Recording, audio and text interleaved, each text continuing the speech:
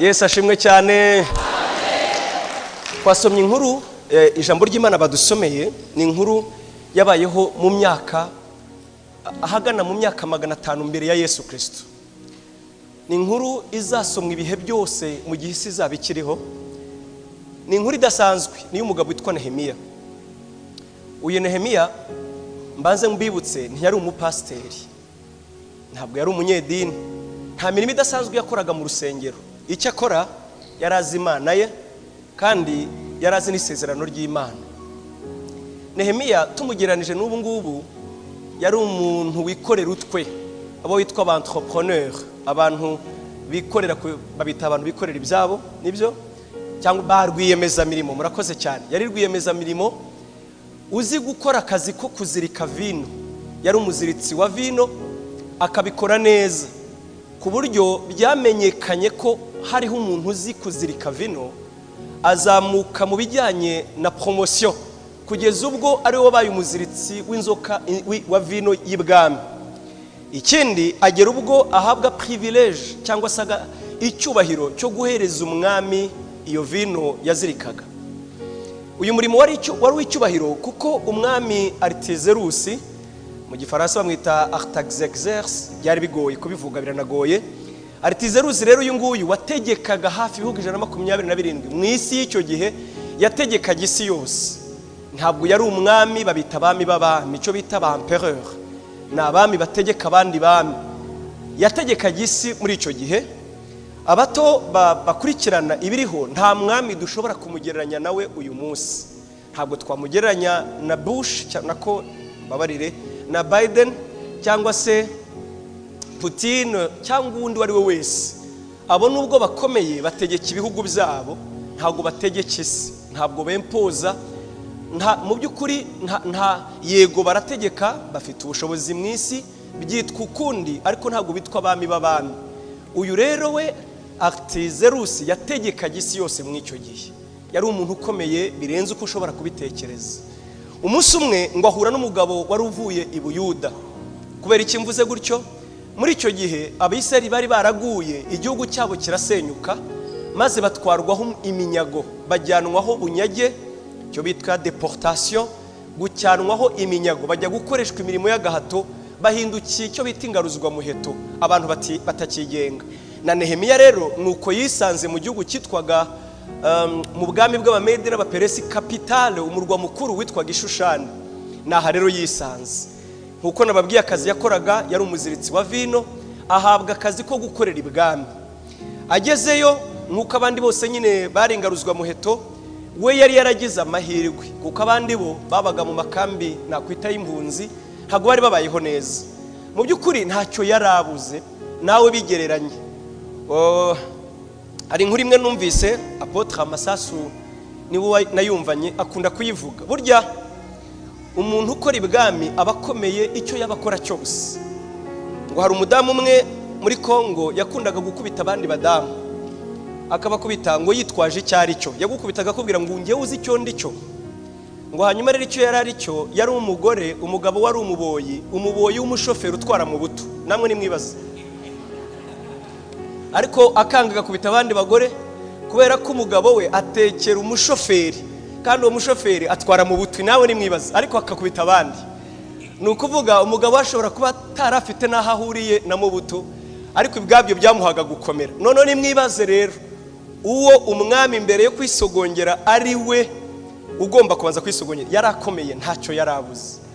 Ariko nubwo ntacyo yarabuze, mu mutima we aho abantu batareba, hirya y'akazi, hirya y'iboneka, yarazi Imana y'Abisiraheli. Yari yarashize amategeko y'Imana mu mutima, Imana yari muri we.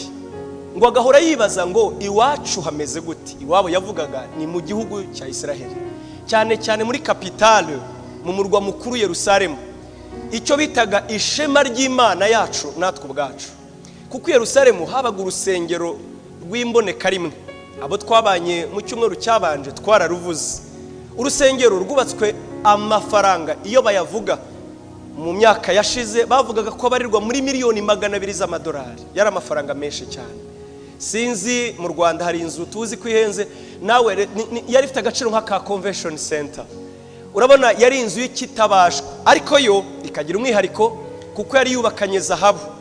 Iyo izuba ryarasaga, urusengero rw'i Yerusalemu rwamurikaga, ubwarwo rwafashaga gukwiza umucyo wa zahabu mu murwa wa Yerusalemu. Urusengero rurasenyuka, umurwa urasenyuka, cyane cyane icyubahiro cya Yerusalemu kirasenyuka. Ndaza kubabwira icyo ari cyo.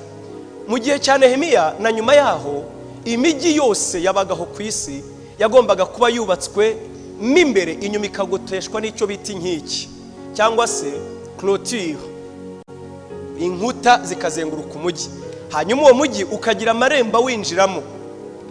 Ayo marembo nuko umujyi wabaga wubatse, nibyo byatumaga umujyi wubahwa. Icyo nicyo cyari icyubahiro cy'umujyi. Kubera iki? Byatumaga abanzi badashobora kubavogera. Icya kabiri, uwo mujyi ntabwo washoboraga gutsindwa n'abayenemi babo. Icya gatatu, imbwa n'ibisambo n'inzererezi ntizapfaga kuwinjiramo. Kwinjira mu mujyi byabaga bigusabye mu by'ukuri kuba bikwiriye. Ibyo rero bigahinduka icyubahiro cya Yerusalemu. Hanyuma Nehemiya ngo ahura n'umugabo witwaga rizina nkuda kuryibagirwa, yitwa Hakaliya. Hakaliya rero uyu nguyu ngo yaravuye i Yerusalemu. Barahura ngo amubaza inkuru z'i Yerusalemu, ati ese i Yerusalemu hameze gute? Abasigayeyo batajyanyweho iminyago babayeho bati? Aramubwira ngo babayeho nabi cyane, barasuzuguwe bitagira izina. Ati sinabo bonyine, umurwa niwo wabanje gusuzugurwa wa Yerusalemu. Ati sinibyo gusa, ahubwo twabaye igitutsi cy'abanyamahanga. Ngo abanyura bose muri Yerusalemu bahazunguriza umutwe, ngo bakavuga ngo ariko uyu murwa wigeze ugira imana? Ngo niba imana yabo yarabayeho, ngo n'amateka twawumvanye imana yabo yabaye iki? Mbabwire bavandimwe, ntabwo igisuzuguro cy'Abisiraheli cyabaga igisuzuguriro cyabo, oya, ahubwo basuzuguraga imana yabo. Bakavuga ngo iyi mana twumvise amateka yayo, ngo yuko yaciyemo inyanja mo kabiri, ngo ivana abantu mu bubata, ngo ibazana mu gihugu cyabo, none ngo iyi mana yabo byagenze biti? Ngo ariko bakagarura agatima, ngo bakavuga ngo nuko basuzuguye amateka n'amategeko yayo, ngo nayo yarabahanye irabahana, bagendaho iminyago mu bubata, ngo ibazana mu gihugu cyabo, none ngo iyi mana yabo byagenze biti? Ngo ariko bakagarura agatima, ngo bakavuga ngo nuko basuzuguye amateka n'amategeko yayo, ngo nayo yarabahanye irabahana, bagendaho iminyago, niyo mpamvu uyu murwa wasuzuguritse. Nehemiya rero mbibutse ntiyari pasiteri, ntabwo yari umunyamasengesho, yari rwiyemezamirimo, ariko ibyo ntibyakuye imana mu mutima.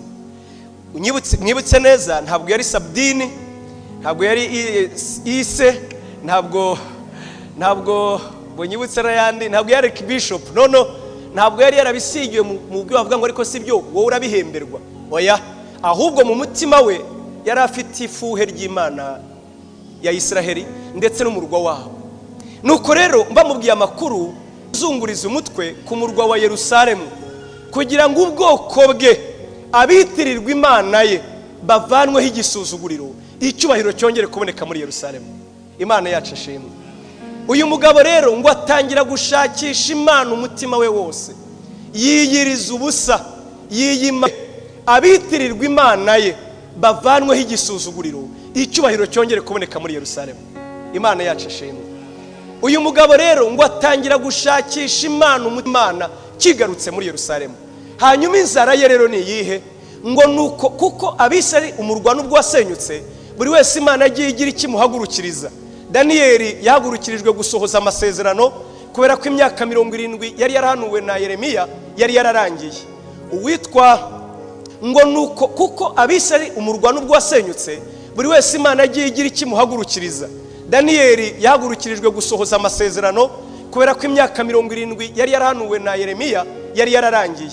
Uwitwa Ezra yari umutambyi, yari yarabitse amategeko n'ibitabo byose byavugaga ku mana y'Abisiraheli. Niwe babazaga ngo ese imana ivuga iki? Imana yatubujije iki? Ongera utwibukiriza bato amategeko n'amateka y'Imana yacu.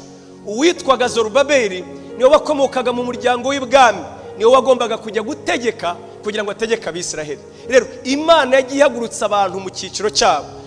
Nehemiya rero icyari ku mutima we cyamubuzaga amahoro, yifuzaga kuruta ibindi ni ukubona icyubahiro cya Yerusalemu cyongeye kubaho. Icyo cyubahiro rero si ikindi, ni ukongera gusana inkike. Murabona ahangaha turi hagoswe n'urukuta kuriya hazengurutse, nta muntu wapfa kwinjira kereka abaye umujura. Uwasimbuka hariya twahamagara abashinzwe umutekano, yaba ari umujura. Bo rero inkike zabo nta nubwo bazubakaga muri buriya buryo, bazubakaga mu buryo bumeze nka prison. Babyubakaga mu buryo udashobora kurebamo imbere kereka ubashije kwinjiramo imbere gusa. Byabaga bifite metero zirenga 6. Namwe nimwibaza, cyabaga ari cyo cyubahiro cya Yerusalemu. Rero afuhira n'umutima we wose ngo Mana, ongera uzane icyubahiro cyawe muri Yerusalemu. Imana yacu ishimwe. Uyu murwa wa Yerusalemu wagiraga amarembo atandukanye. Ngewe kubera umwanya ndagira ngo mbaganirize gusa amarembo 5. Ni menshi, ndabizi umwanya ndawubona, amarembo 5 yonyine. Hanyuma ayo marembo 5 twibaze ngo bisobanuye iki? Ibyo bisobanuye iki? Twebwe bitumariye iki? None se uyu mupasiteri bamutumiye ngo aza twigisha amateka y'Abisiraheli, waze bigakura igisuzuguriro kuri Yerusalemu n'abitirirwa izina ry'Imana. Ni nako natwe muri iki gihe iyo dupfukamye tukiyiriza ubusa, bitabanje kureba ngo uri sabdini, bitabanje kureba ngo uri pasiteri, uri archidikoni, uri kanonise, ndi kuvuga amazina azwi, uri umuririmbyi, uwo waba uri we wese, niyo waba uri umucuruzi, niyo waba uri wikorera utwawe, niyo waba ukora mu rugo, niyo waba ukora isuku. Ariko iyo umuntu ashakanye Imana umwete, agapfukama abikuye ku mutima, ababajwe n'icyubahiro cy'Imana, uyu munsi murabizi neza ko ubwoko bw'Imana ari itorero ryayo.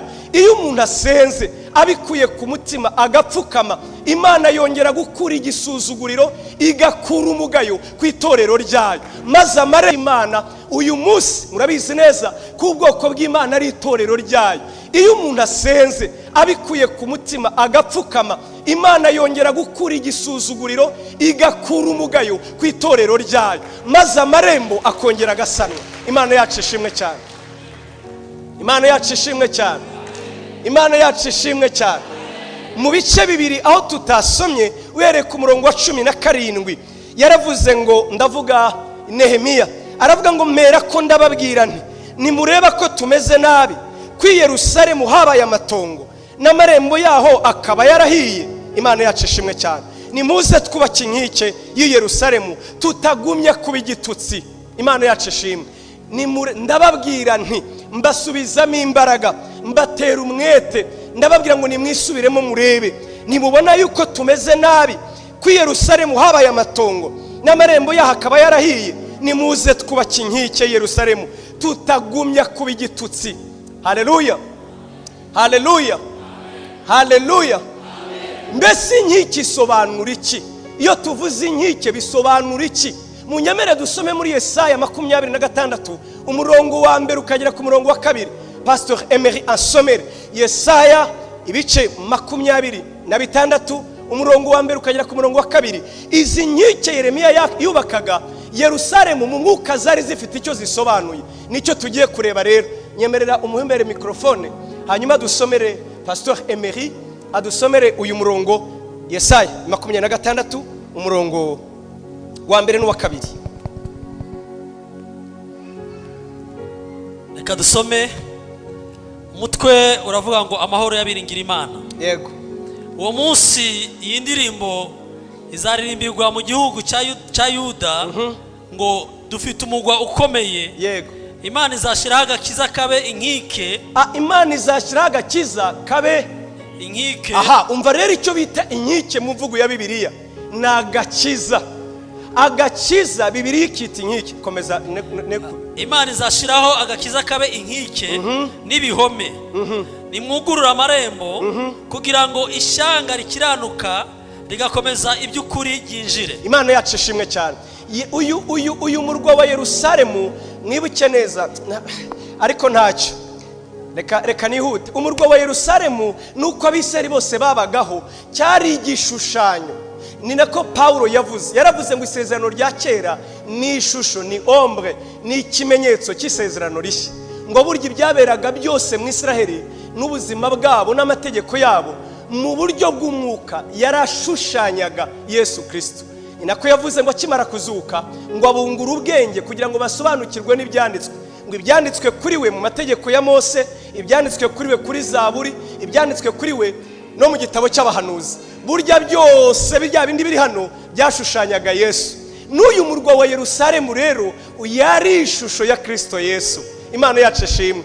Uyu Nehemiya yafuhiye ababazwa, aravuga ngo umurwa warasenyutse, inkike zarasenyutse, igisuzuguriro kituriho, none nimuhaguruke twongere twubake inkike, hanyuma muri za nkike tuhashyira amarembo, kubera ko amarembo ngo nihabera bazanyura, ngo binjira, ngo iryo abazinjira ngo bazitwa ishyanga ryera kandi rikiranuka, ngo bature muri uwo murwa. Imana yacu ishimwe cyane. Rero ubu nababwiye ngo turaganira gusa ku marembo 5 n'icyo Bibiliya ibivugaho bisobanuye. Yesu ashimwe, Yesu ashimwe. Tubanze twibuke ko urukuta inkike, Bibiliya avuga ngo inkike zizababera agakiza. Urukuta rwacu ni agakiza, abinjiye muri Kristo Yesu, abakiriye agakiza. Nk'uko turi hano muri compound, ni nako binjiye muri Kristo Yesu. Mu by'ukuri igihugu cyabo ni Yerusalemu nshya, bategereje gutahayo, bategereje kuzamubona. Haleluya. Kubera ko inkike zacu ni agakiza, turinzwe n'imbaraga zisumba byose, iwacu ni mu ijuru. Ariko nanone kugira ngo igisuzuguriro kituveho, ako gakiza tuvuga kagomba kugira amarembo nibura 5. Nyanya ntuhari, ndavuga ku marembo 5 yonyine, kandi buri rembo ryose uhere ku bice 3 muri Nehemiya, buri rembo ryose rifite izina. Nanjye ndavuga 5 nkuko Nehemiya yavuze, nyavuga nihuta gusa, hanyuma turebe icyatuvana igisuzuguriro. Nehemiya wibuke yaravugaga ngo nimureke twiyiriza ubusa, kandi nawe bikoze wenyine, ntabwo yigeze ahamagara benshi ngo yagize umutwaro aba ari we wiyiriza ubusa. Ntabwo yigeze atera umujinya abandi, yashyize umwikomo ku bandi, runaka kuki atamfasha, runaka kuki atiyiriza ubusa. Oya, ngo ahubwo yaravuze ngo nanjye Imana yanyumva, Imana y'Abisirayeli ndayizi, ntabwo yanziza ko ndi umuzirizi wa pfino. Oya, reka nyishakisha umutima. Ngo arayishaka yiyiriza ubusa, aravuga ngo icyubahiro cya Isiraheli, icyubahiro cy'abitirirwa izina ry'Imana ndabizi kizabaho gusa ariko twongeye gusana inkike tukayiha amarembo. Natwe abitorero Trinity, Holy Trinity, ahangaha hano icyubahiro cyaho sinaha gusa, icyubahiro cy'itorero. Imana yacu ishimwe cyane. Icyubahiro cya Vivant, icyubahiro cya Depere, ndavuga barimo, simvuga amazina, nta handi kizava. Ni mu kunyura mu kwiyiriza ubusa no gusenga, ariko dushakisha Imana no kugira ngo icyubahiro cyawe cyongere kuba kubitirirwa izina ryawe, cyongere kuba kubitirirwa izina ryawe. Icyo cyubahiro kugira ngo kihabe rero nuko mu buryo bw'umwuka inkike zubakwa, hanyuma tukongera tugashinga ibikingi by'amarembo 5 kugira ngo buri wese yubahe Yerusalemu nshya yo mu mwuka, ariyo twebwe itorero rya Kristo. Niko Paulo yanditse, aravuga ngo mu bice 4 yandikira Abagalatiya, aravuga ngo ariko Yerusalemu yo mu mwuka, ngo ariyo mama wa twese, ngo ariko rwa rurembo dutegereje, ngo ariyo twebwe twinjiyemo, turayitegereje bavandimwe. Hariho Yerusalemu iri hariya ya yindi yasenyutse, ariko na Yerusalemu yo mu mwuka aribo ngewe na ariyo twebwe tugize, mama wa twese, umurwa tubyara Yesu Kristo umwana w'Imana. Kugira ngo icyubahiro kituve kitugaragareho rero, igisuzuguro kitubeho, ni munyamere dusana amarembo 5. Amen. Amen. Amen. Yamahirwe sindi muvuga butumwa gusa, ndi umupasiteri. Nimba reba rero ntabwo mbatunga intoki, ahubwo ndakoresha ijambo tu, ngewe namwe. Ngo irembo rya mbere Nehemiya yarategetse, aravuga ngo rigomba gusanwa n'abatambyi, ngo iryo rembo ryitwa irembo ry'intama. Aravuga ngo kugira ngo icyubahiro kiboneke muri Yerusalemu, dore aho dukwiye kubanza guhera, nitubanze gusana irembo ry'intama. Byavuga iki?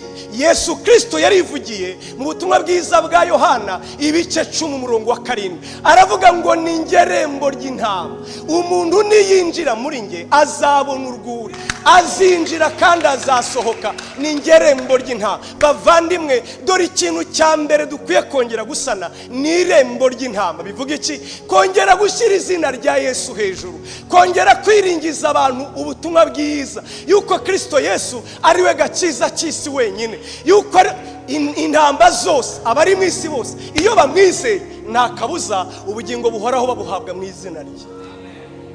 Amen. Amen.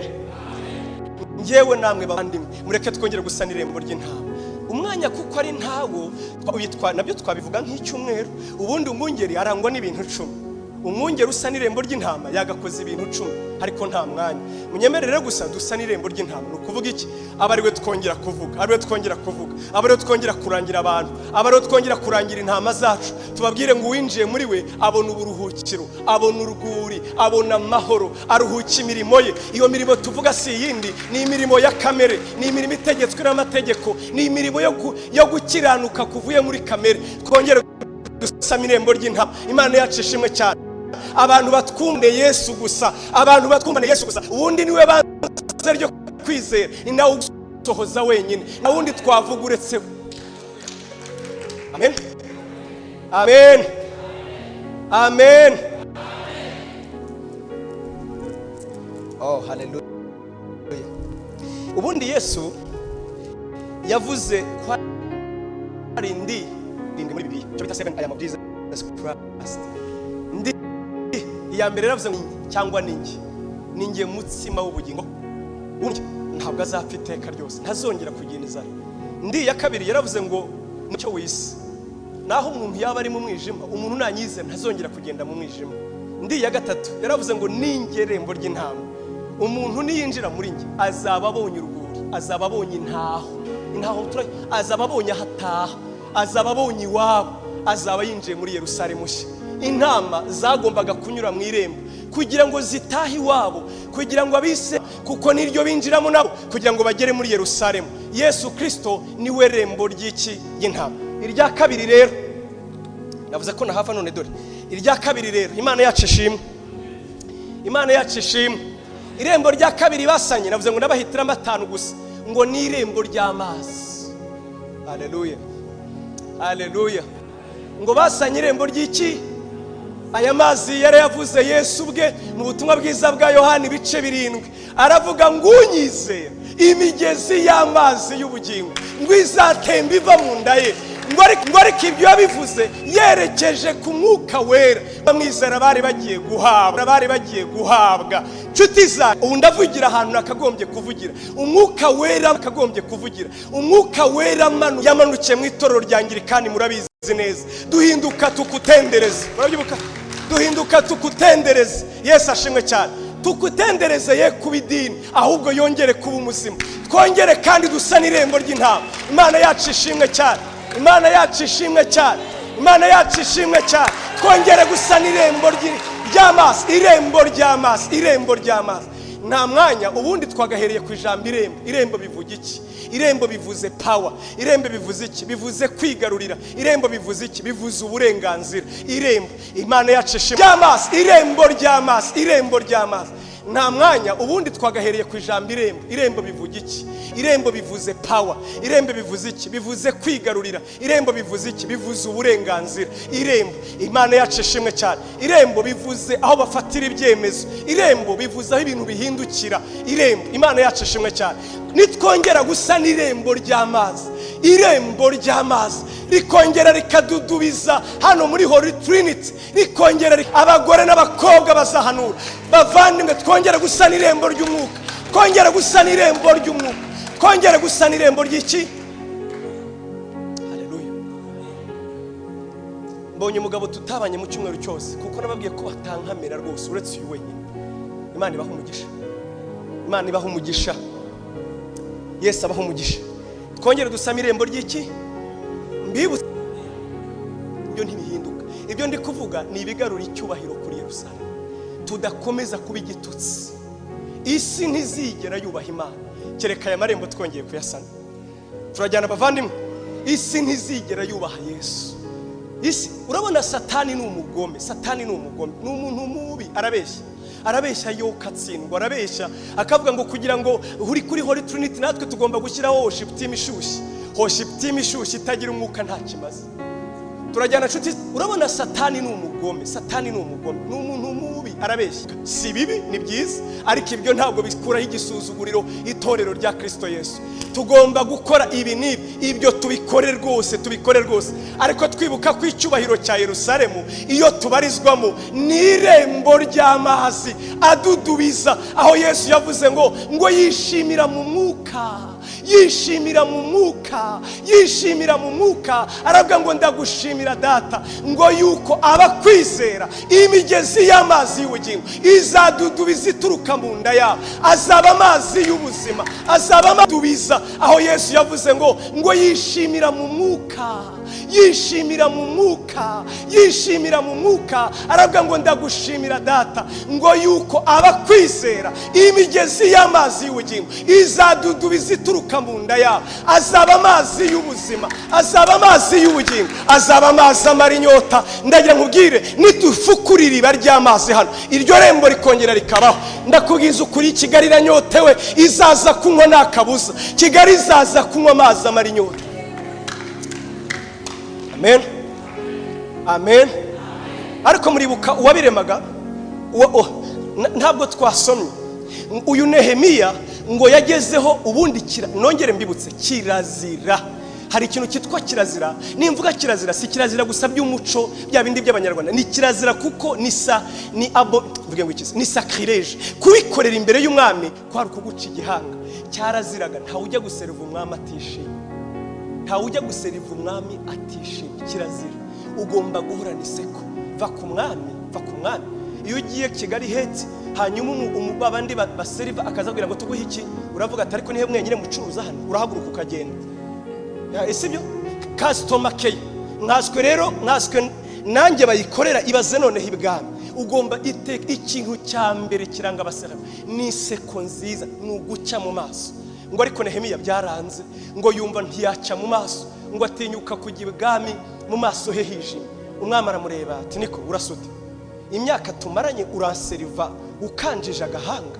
Ngo ariko we ngo ako kanya aravuga ati Mana undengera ubuzima ntacibye igihanga. None umwami yongeraho ijambo ati ndakubonye kandi ntabwo umuntu ajya amera atyo bidatewe n'agahinda ko mu mutima. Nta muntu ujya umera atyo bidatewe n'agahinda ko mu mutima.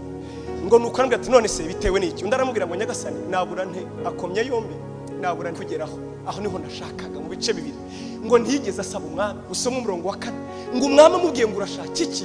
Umva abantu bizera. Ntiyasaba umwami, aravuga ngo ahubwo saba Uwiteka. Umwami niwe umubwiye ngo mbega uransaba iki? We ntiyasaba umwami, asaba Uwiteka. Ngo umwami amubwiye ngo urashaka iki? Umva abantu bizera. Ntiyasaba umwami, aravuga ngo ahubwo saba Uwiteka. Umwami niwe umubwiye ngo mbega uransaba iki? We ntiyasaba umwami, asaba Uwiteka. Nukuvuga ngo amagambo yabwiraga umwami yibutse rya jambo twavuze Salomo yavuze ngo burya umutima w'umwami wese nguba mu kiganza cy'Uwiteka, ngo awuyobora nk'uko umuntu ayobora amazi mu mugende. Actually Salomo iyaza kubaho uyu munsi ntiyari kuvuga gutyo, yari kuvuga ngo ayobora umutima w'umwami nk'uko umuntu ayobora kura electrique mu rutsinga. Muranyumvise? Mbega ntacyo, reka twivugira amazi. Ruriya rutsinga nta handi umuriro waca uretse muri rwo. Iyo branchije nibwo umuriro ucamo. Mbega umutima w'umwami imbere y'Imana nicyo kintu ayobora uko ashatse. Yarabizi Nehemiya rero. Uyu nguyu niyo yangirira impuhwe Imana itemeye ko nkuri igisuzuguro kuri Yerusalemu ntabwo byakunda. Asaba Imana ati niyo yabyemera bye kuzaba gusa ibyo gukora, ahubwo bikuri igisuzuguro kuri Yerusalemu.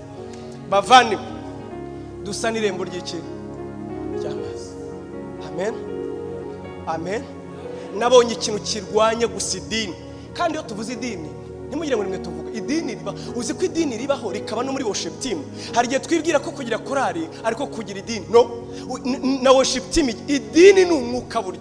Idini ni imigenzo itagira Imana. Idini imigenzo simi unyumve neza. Oya nongeye gukumbura arimo dusomera ibyanditswe kuko nababwiye nge nakuriye mu baporoso. Nongeye gukumbura numva binkoze ku mutima. Si bibi rwose. Icyo mvuga idini ni imihango itagira umwuka. Irembo ry'amazi ritahari, ndakubwiza ukuri duhinduka igisuzuguriro. Dukwiye kongera gufukura irembo ry'amazi, irembo rikadudubiza mu mitima yacu. Imana yacu ishimwe, Imana yacu ishimwe. Iri rembo ry'amazi rero rituranye n'irindi rembo ryitwa irembo ry'amafarashi. Irembo ry'iki? Haleluya.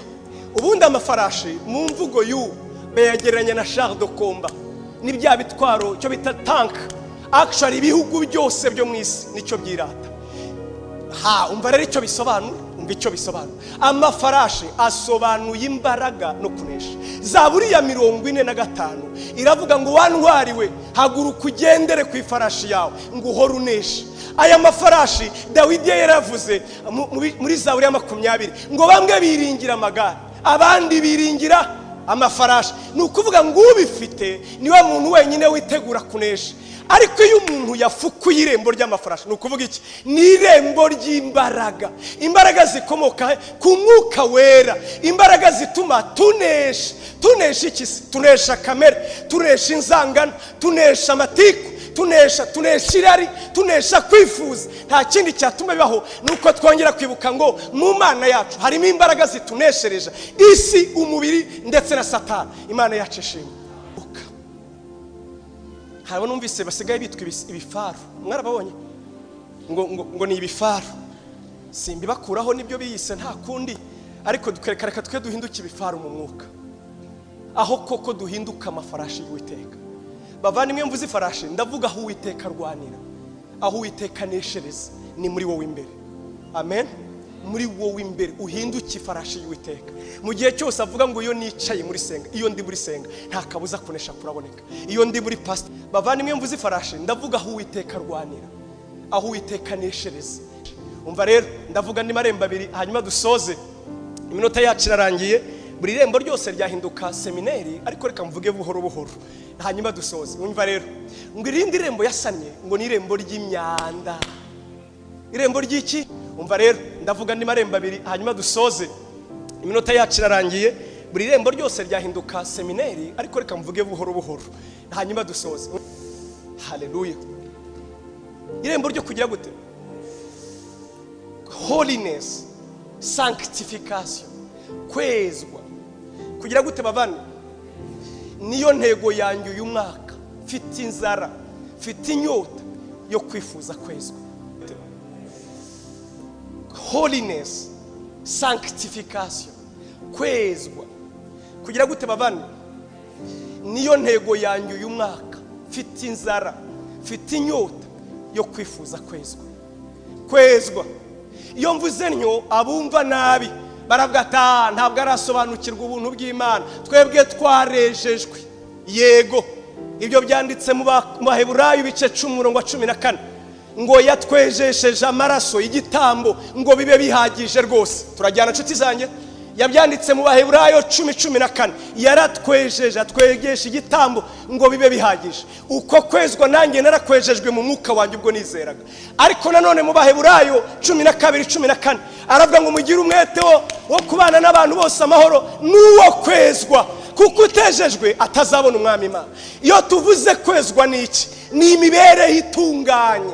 Kweza tuvuga ni iki? Ni ukubaho ugendana umutima utagucira urubanza. Turabizi neza ntabwo ari imitima yacu ituma tuzajya mu ijuru. No, Imana ituruta imitima yacu cyane, ariko yaravuze Yohana ngo ariko imitima yacu itaducira urubanza. Turatinyuka imbere y'Imana, turatinyuka imbere y'Imana. Kwezwa, kwezwa, kwezwa. Imibiri yacu ikezwa, ubugingo bwacu mwabakobwa kwezwa mu mivugire ngiki cyubahiro cya Holy Trinity, kuko ari mwebwe ndi kuvugana nabo. Nicyo cyubahiro cyacu, kwezwa. Haleluya. Abaririmbyi kwezwa, kwezwa, kwezwa mu mibiri n'ubundi nabejejwe. Muranyumva neza?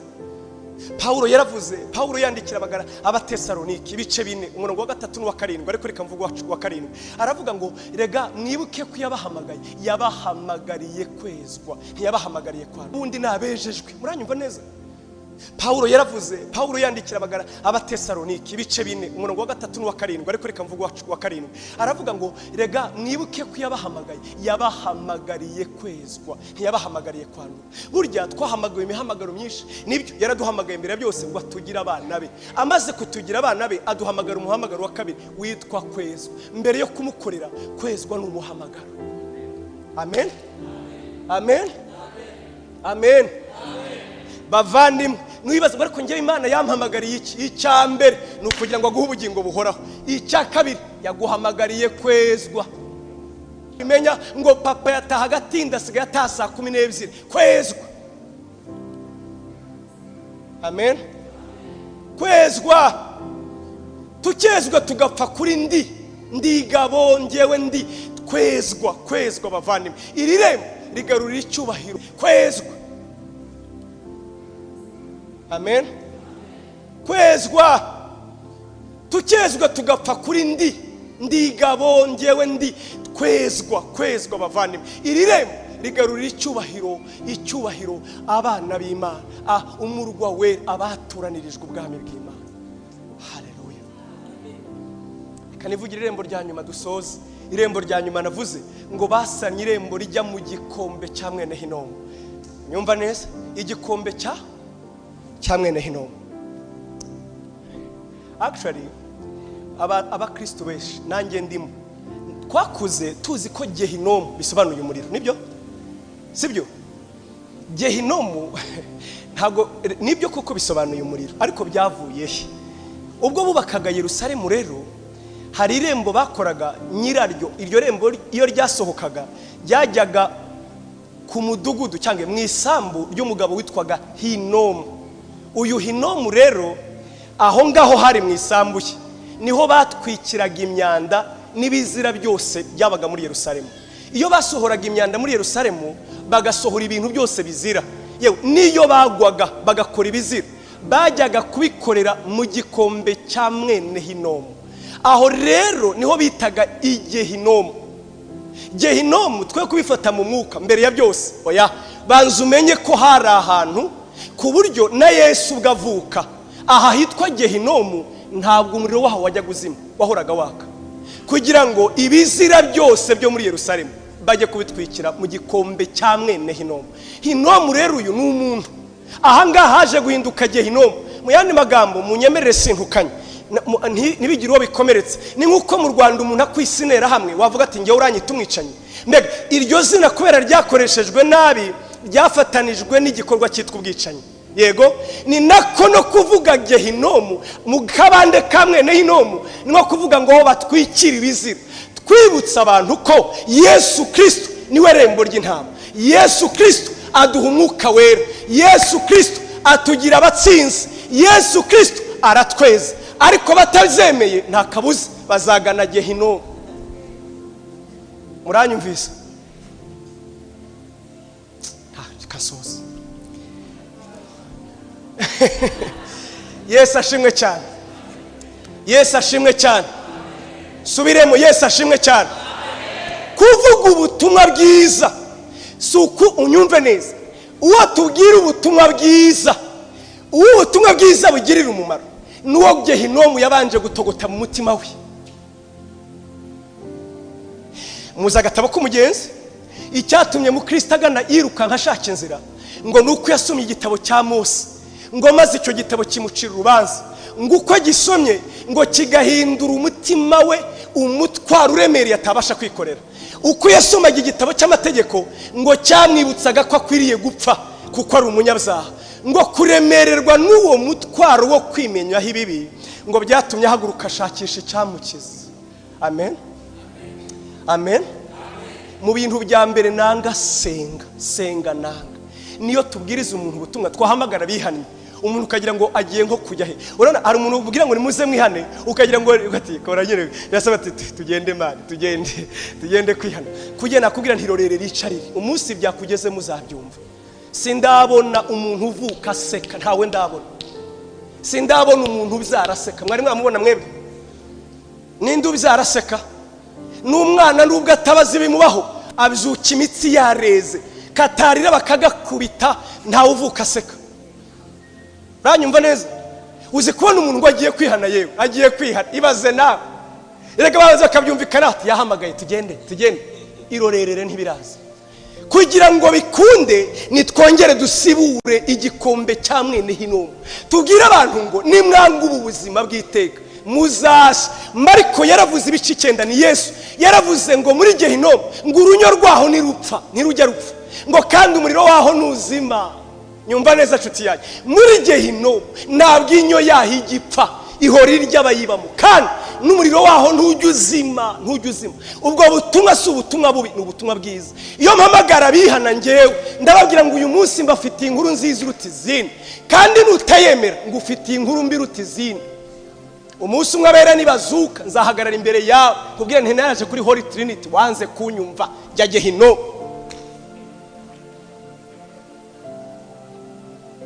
Ugira ngo twe tuzajya mu ijuru se kuko twabikoreye, ahubwo twarizeye. Imana yacu ishimwe, Imana yacu ishimwe.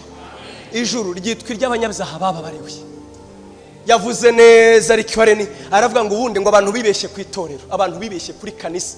Urabona iyo tuje mu itorero turibumbarika, ntibubizi se mwese tukigira abatagatifu nyine n'ababi natwe tukabihishamo imbere, twese ugasanga twabaye abatagatifu. Ubundi hano ntabwo ari inzira. Yaravuze ngo ubundi itorero twagombye kwandikaho ngo niba utekereza, niba ushaka abatagatifu baba ntiwinjiraho. Wanyumvise? Muri Holy Trinity twagombye kuvuga ngo niba utekereza ushaka abatagatifu baba wikwinjiraho. Ngo ariko aho hinjira bihebye n'abatiyizeye ngo bategereje gukizwa nawe. Amen. Amen. Hari umuvuga butumwa wabaye ikimenywa bose muri Leta Zunze Ubumwe za Amerika, abantu basoma ibitabo byagorana kuba utaramenya umugabo witwaga Jonathan Edwards. Nyandikira iryo zina Jonathan Edwards, niba ukunda gusoma uzashaka ibitabo bye. Uyu mugabo ni umwe mu bantu bakoze ibintu bidasanzwe pe.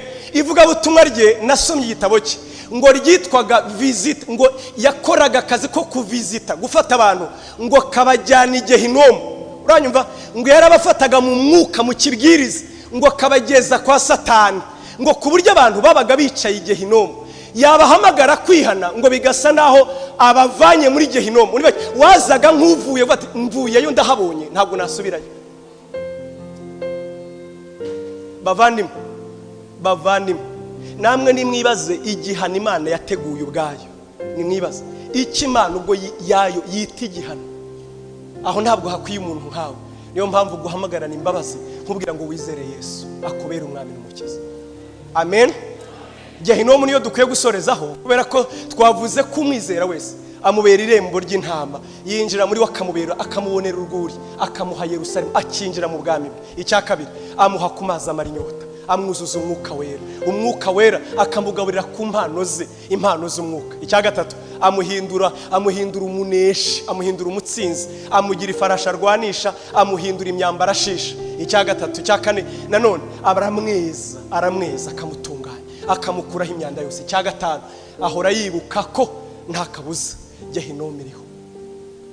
Abasomye igitabo cy'umugenzi ngo ageze kwa musobanuzi mbere yo kugera ku musaraba, mbere yo kugira munyemere nifashisha akagatabo mbere yo kumusaraba, yo kugera ku musaraba. Musobanuzi yamubwiye ibintu 8 byo shingiro byo kwizera. Yamusobanura ibintu 8 ngo ibi ngibi ubimenye ni ryo shingiro ryo kwizera. Icyanyuma ngo yaramubwiye ngo ikinkweretse ngo kizakubera isataburenge ryo kudahagarara mu nzira nabi. Ngo icyo yamweretse cyanyuma ngo nabantu bataye ibyiringiro kubwo kutizera Kristo Yesu, kubwo kutizera Kristo Yesu no kumwereka amaherezo y'abatamwizera. Singutera ubwoba, Yesu Kristo aragukunda.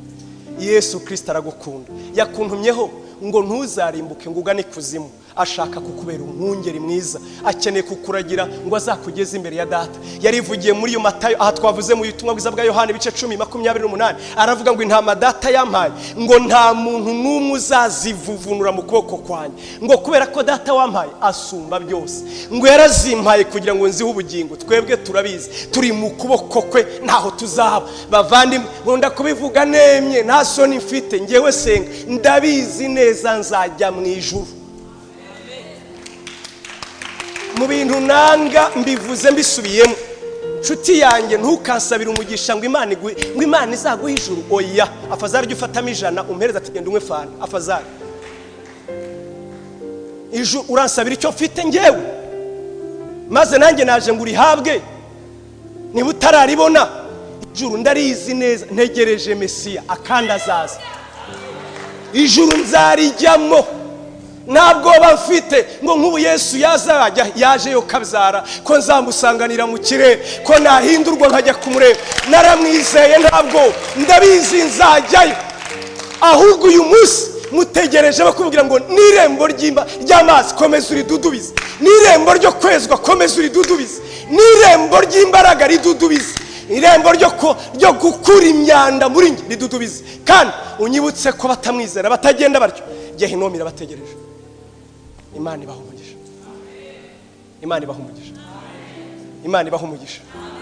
Ibi rero nibyo Nehemiya yaririraga, nibyo byaborozaga Nehemiya ngo akiyirize ubusa, akavuga ngo icyubahiro cya Yerusalemu ndakizi, icyubahiro cya Yerusalemu n'aya marembo sinyarangije, reka ndekeraho aya marembo nibura atanu twongeye tuyafukure mu minsi 40. Iyi minsi 40 kandi niwe wakererewe, humura turacyasigaranye iminsi 7. nawe niyo utaba waririje ubusa na rimwe. Nkunda Yesu ko yavuze, burya uribuka ubwo yabwiraga abantu ngo bajye mu murima we, ngo yahereye saa 11 atemeri genda mu murima, nibo bonyine yabwiye igihembo ati nzaguha denari imwe, ngo cyari cyo Yesu ni umwami. Mu Biseri byari bizwi neza ko igihembo cy'umubyizi ari denari imwe, ndaguhembe denari imwe. Emeri ngo aragenda, ngo saa 4 arasohoka, ariko shaka kuri hano wowe nta kazi uri gukora, ati Sara wampaye akazi nawe jya mu muzabibu wanjye jyayo. Ngo aragenda saa 6 arasohoka, ariko sano kuri hano we nta kazi, nukuri nta kazi, uzi ko akazi kabuze se nawe jya mu murima. Ngo saa 8 arongera saa 9 aragaruka, wowe kuraha nta kazi wowe jya mu murima.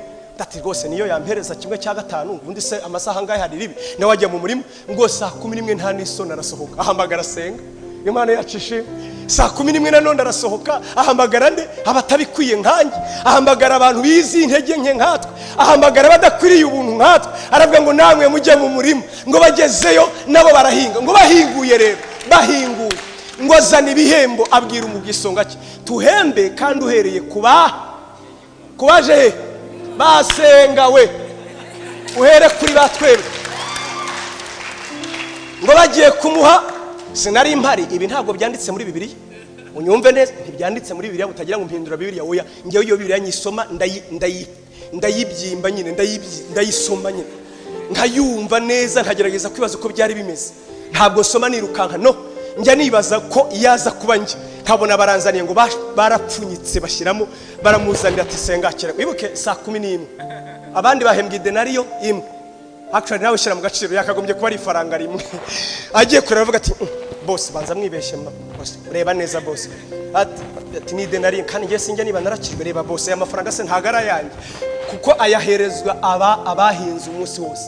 Aramubwira ati ariko boss niko yashimye kubikora. Ngo aramuhereza, amuha ibitagize gute, ibyo adakwiye. Umva rero baemeri ba mu gitondo, ariko ntabwo aremera uyu, ni urugero gusa. Baemeri ba mu gitondo batangira kubwirana na Eric ati bamubonye araduha we. Niba saa 11 abona idenari imwe, twebwe ba mu gitondo biragenda bite? Batangira kwishira mu myanya ati bya deni ndaryishyuye, madamu namubwira mu cyagitenye ndakiguze, niko ntekereza, nababwiye ko ngiye ntekereza Bibiliya nyine, ndi kwibaza ari njye. Iyo hari umuntu watoye amafaranga, undi aramubwira ati wampaye watoye nene yabariye. Urabona nibyo, kandi mbabwira simbabesha pe, yatoye amafaranga, amaze kuyatora ngo ati kuyatoye wampaye, ati nukuri Imana nayabariye. Wari wayabariye so ruswi yatora. Urabona n'uyu nguyu yari yayabariye rero, avuga ati ye baba we ndishuye we ndishuye. Urishuye se urabizi neza kubundi ayawe ari denari imwe. Ngo bahera kubagira ku saa 9, aba saa 11 baza bameze ati bagiye kubana bagibona ni denari imwe, ati boss ibidukoze nibike boss, duhinze umunsi wose vraiment. Ndavuga ati twavuganye ngo iki kontra ivuga ngo iki idenari imwe, none se abasa kuno ko bahide denari imwe, aturabashaka hiki? Urandakariye kuko nshimye kugira ubuntu no gutanga ibyanjye uko shaka. Bavandimwe turabizi neza, twebwe twahamagawe nk'abanyuma. Paulo yaravuze ngo njyewe ngomeze nkabucura, ngo ndi nk'umwana wa 9, nahamagawe ndi w'inyuma, nanabikwiriye, narenganyaga itorero rya Kristo. Twari abanyabyaha, yatugiriye ubuntu, aduha ubugingo buhoraho, ntitubikwiriye, twaramwizeye, dufite icyizere ko iwacu ari mu ijuru. Iwacu ni hehe? Niho dutegereje umukiza ko azava, uzahindura umubiri wo gucishwa bugufi akawushushanya n'umubiri w'ubwiza bwe. Turabizi neza iwacu uri mu ijuru, ntabwo tubikwiye, twabiherewe ubuntu. Niyo mpamvu nkunda yandirimbo murayibuka, Yesu databuja nzamukorera nacogora, nkwiza ubuntu n'urukundo afitiye, maze imirimo yo mu isi ajyama ninyirangiza nzaza mpamagara ngeze mu ijuru. Twongere kandi Yesu databuja nzamukorera ntacogora wiza ubuntu n'urukundo afitiye maze imirimo yo mu isi azanyirangiza aza mpamagara ngeze mu ijuru. Ubwo azaza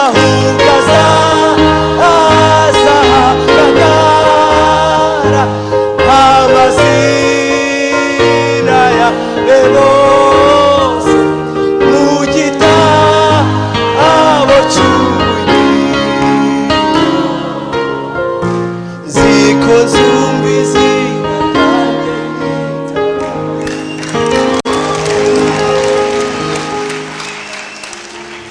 Iyo ndirimbo yo hazazurwa abapfiriye ave mu bituro by'ubucuruzi bazahurira mu ijuru n'abazaba bamarira uwo munsi hazazurwa abapfiriye ave mu bituro by'ubucuruzi bazahurira mu ijuru n'abamarira ugazaza azahamagara amazina yawe bose mu gitabo cy'ubugingo ziko nzumva izina ryanjye ryitwa. Ubwo azaza azahamagara amazina yawe bose mu gitabo cy'ubugingo ziko nzumva izina. Iyo naniwe cyane, iyo naniwe ndavuga mu kunanirwa mu mubiri nk'uko tumaze icyumweru cyose dukora, umuntu aba ananiwe pe ntabwo mwabyumva, ariko iyo ndirimba icyo gitero ndavuga n'ubutaha nzasubirayo. Yesu databuja nzamukorera ntacogora, kandi mwibuke impamvu mukorera, ndi mu mwenda, ndebe ko napfa kubwiza urukundo n'imbabazi yanjye, ndebe nibura ko napfa nuko ndi mu mwenda utazashira, ndi mu mwenda ntazabona icyo nitura. ariko uribaza ngewe ndabizi nzajya mu ijuru, ntabwo niyigirisha, ndabizi nzajya mu ijuru. Nyamvuga ngo nugerayo ntumbone uzabaze, nzaba ndi hafi aho, ndabizi neza. Uzareba iburyo n'ibumoso ubaze Yesu, ndabizi nzajya, naramwizeye nta kabuza. Ubugingo buhoraho ndabutegereje, impano yampaye kubusa, kandi nta mpamvu y'ubwo watangiye umurimo mwiza muri azawusohoza. Wa mwanzi wanjye w'igishima hejuru, naho nagwa nzabyuka, umbyutsa ndusha imbaraga. Shobozwa byose na Kristo umpa imbaraga. Izina ry'Imana rihabwa icyubahiro. Muribuka kuri ya saha yapfuye, Imana ibaha umugisha.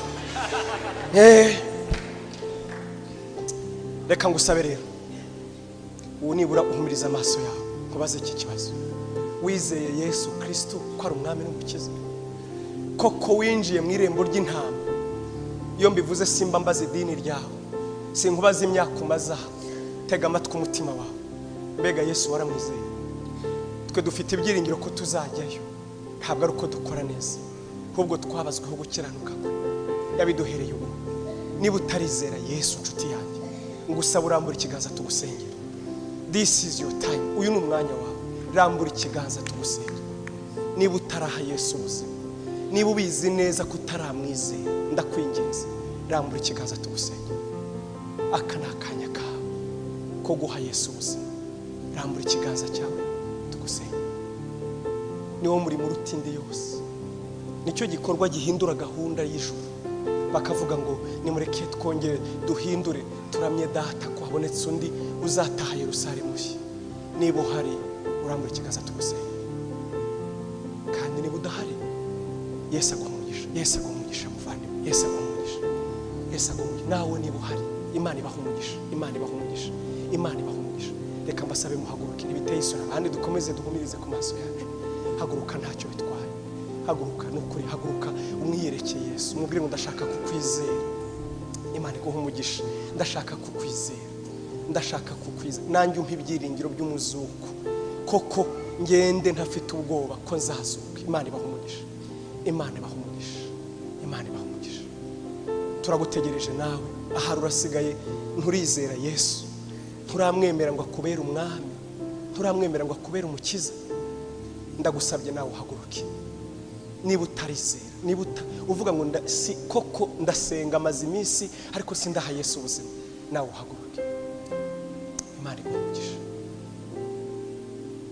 Reka dufatanye n'aba gusubiramo iri sengesho rivuga ngo Mwami Yesu. Dufatanye twese gusubiramo iri sengesho. Mwami Yesu, ndagushimiye ko wampfiriye ndi umunyabyaha kugira ngo mbone ubugingo buhoraho. Mana data, ndagushimiye ko watanze Yesu kugira ngo umwizere atarimbuka ahubwo ahabwe ubugingo buhoraho. Nanjye uyu munsi ndaje ndakwizeye, uri umwami kandi uri umukiza ubugingo bwanjye.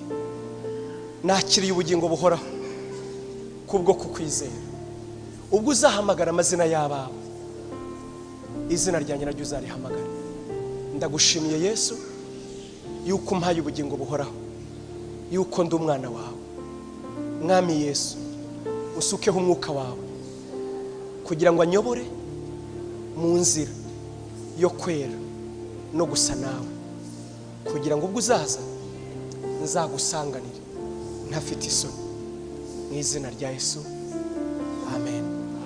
Mana data, ndagushimiye nje kwandikisha mu gitabo cy'ubugingo. Ndabazanye ni uyu munyago w'ivuga butumwa, ubwabera bazazuka, abangaba bazabakumurikire. Ubandindire, ubarindire ubugingo, ubarindire ibiyobiza, ubarindire ibirura, nka kumwe Paulo yavuze avuye mu Efeso ati nimva muri mwe ndabizi ibirura bizaza, bizakubita bitababarira umukumbi, ariko ndasenze mwungeri w'ubugingo, mutahiza mukuru wowe urinda intama zawe, abo barindire mu biganza kugira ngo abera nibazuka tuzatahane Yerusalemu nshya. Ngushimiye umwuka wera ukoze umurimo mu mutima, ni wowe uzi wenyine. Waravuze ngo umuntu yizeza umutima akabarwaho gukiranuka, yakwatuza akanwa agakizwa. Ubugingo bwabo mbuhishanye na Kristo mu Mana kugeza kuri urya munsi w'umuzuko. Izina ryawe rihabwe icyubahiro mu izina rya Yesu, amen. Mbere y'uko soza, ndashaka kongera gusengera abantu nanone. Umuntu uzi ko akeneye umwana atagira umwana, urubyaro, ukeneye urubyaro, ukeneye ko Imana iguha umwana. Umuntu uzi ko arwaye indwara idakira, avuga ngo cyangwa se indwara abaganga batagira icyo bakora, ndagusabye uhaguruke dusengane. Ngewe ndabizi neza Yesu ni muzima, aracyatanga urubyaro, aracyatanga abana, aracyakiza indwara, aracyakora ibyo abantu bananiwe gukora. N'ubu ngubu niko ateye, uko yari ari ejo n'uyu munsi niko ari, niko azahoraho iteka. Ntadukiza urupfu rw'iteka gusa, adukiriza n'imibiri, atunezeza muri byose. Yesu niko ateye. Niba uhari rero haguruka dusenge. Ho sinjya ntinda, niba ukeneye gusengerwa haguruka dusenge. Urwaye indwara uzi abaganga bananiwe, ukeneye umwana, ukeneye kwitwa umubyeyi, umaze imyaka ntazi, Yesu atanga abana, Yesu agira neza. Nicyo gusaba gusa nuko wizera. Ntumere nka wa wundi yavuze ngo narinzi ko asohoka kandamburaho ibiganza karembarembye. Yesu ni muzima, Yesu ni muzima, akora icyo areba n'umutima wizera. Sengana nanjye ndagusabye, rambura ibiganza byawe dusenge. Mwami Yesu, mpagaze nk'umugaragu wawe, mu izina ryawe ndarekura ubuzima. Ndavuga ngo ijuru nirihaguruke rikinguke rihamye ibyo tuvuze. Urebe uhagurutse atagira umwana. Ntabwo nitaye ku myaka, ntabwo nitaye ko yacuze na Sara yari yaracuze. kandi we yari yacuze birenze, yari yarapfuye cyane imyaka 60 mu rupfu rwose, yarapfuye ku bijyanye no kubyara, ngo ariko ijambo ryawe ryamuhaye umwana. Ndabwira uri hano yicaye, umugabo cyangwa umugore w'abaganga babwiye ko nta bushobozi afite bwo kubyara, icyo nishimiye nuko imbaraga zawe zikorera ubufindo muri we, imbaraga zawe zigiye gukorera ubufindo muri we. Abatabyaraga bagiye kubyara. Ndategekeza inda mwami zabaye nk'inda z'ingumba, inda zitakira abana, inda zidasama, n'izina rya Yesu ndavuze ngo ubushobozi bwo gusama nibuze mu nda zawe kubera imbaraga za Yesu, kubera imbaraga z'umuzuko. Izo mbaraga zikorera muri twe. Ndategekesha itegeko ry'umuzuko, itegeko rya Yesu, ngo inda zabo zakira abana n'izina rya Yesu. Nawe niwitwa umubyeyi, nawe nukikire, nawe nuheke, nawe nube muzima, nawe nunezererwa Imana. Ngiyi indwara zo mu maraso, indwara zo mu mara, indwara zo mu mitsi, indwara zo mu mutwe, indwara zitazwi, indwara zizwi, indwara zidakira, ndazikabukira n'izina rya Yesu. Rekura abantu b'Imana, rekura abantu b'Imana, rekura abantu b'Imana n'izina rya Yesu, n'izina rya Yesu. Imibiri yaba n'isengero z'umwuka, imibiri yaba n'isengero z'umwuka n'izina rya Yesu, n'izina rya Yesu. Ndategeka ubupfubyi, ndategeka ubugumba, ndategeka agahinda, ndategeka umubabaro, ngo urekure abantu b'Imana. Ahubwo nk'uko ijambo twavuze, ndavuze ngo iri ni icumbi ry'amahoro, iri ni icumbi ry'umutuzo, ni icumbi ry'ibyishimo, ni icumbi ry'ubuzima buzima, ni icumbi ry'uburuhukiro, ni icumbi ry'umwuka wera, ni icumbi rya Yesu, ni icyubahiro cy'Imana kigaragarira. Niyo mpamvu ngira indwara ngo wayobye aderesi n'izina rya Yesu. Rekura abantu b'Imana, nibagende baruhutse, nibagende bakize, akanwa kabo nikuzura ubuhamya, maze Yesu ashyirwe hejuru, icyubahiro kigarukira Imana, icyubahiro kigarukira yicaye kuri ya ntebe. Naha amahoro, umugisha no gusa na Yesu n'ubuzima buzima nibibi byacu iteka mu izina rya Yesu. Amen, amen. Imana ibaha umugisha.